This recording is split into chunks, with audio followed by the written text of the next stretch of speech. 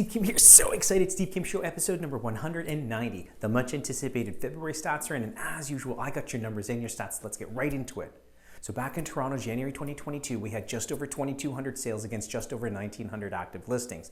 Fast forward into February, we see both sales and active listings climb. Sales just at over 3,200 and active listings at just over 2,700.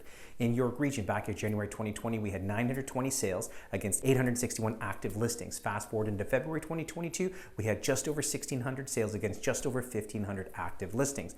Now, months of inventory, this is all supply and demand. So in Toronto, January 2022, we were hovering around 0.9 months of inventory, and into February, no change. We were hovering at 0.9 months of inventory. In York Region, what happened? Back in January 2022, we were at 0.9 months of inventory, and we crept up just a little bit to 1 month of inventory in February. And again, this is across all housing types. So detached, semi-detached, townhomes, and condominiums, etc. Now, we know this is supply and demand checks and balances. In a balanced market, we hover around 4 to 5 months of inventory. So we are still very much in a strong seller's market. Now, average price change month over month. So that average property in Toronto, again encompassing all housing types, back in January 2022 was hovering around $1.073 million.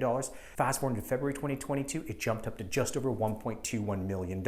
In York Region, what happened? Back in January 2022, that average property was trading around $1.519 million, and we see a small increase in February 2022, now trading at $1.587 million. Now, this is the number we should be paying attention to, the year-over-year price change. So that average property in Toronto back in February 2021 was trading just over $995,000. And like I shared with you now, in February 2022, that average property in Toronto is now trading $1.21 million. That is a 21.7% increase year over year.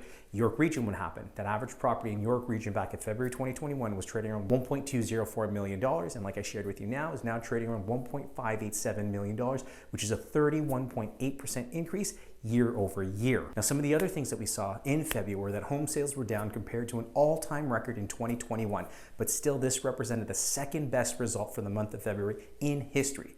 There were also reported 9,097 sales recorded by TRREB's MLS system in February 2022, which represented about a 16.8% decrease in the number of sales compared to February 2021.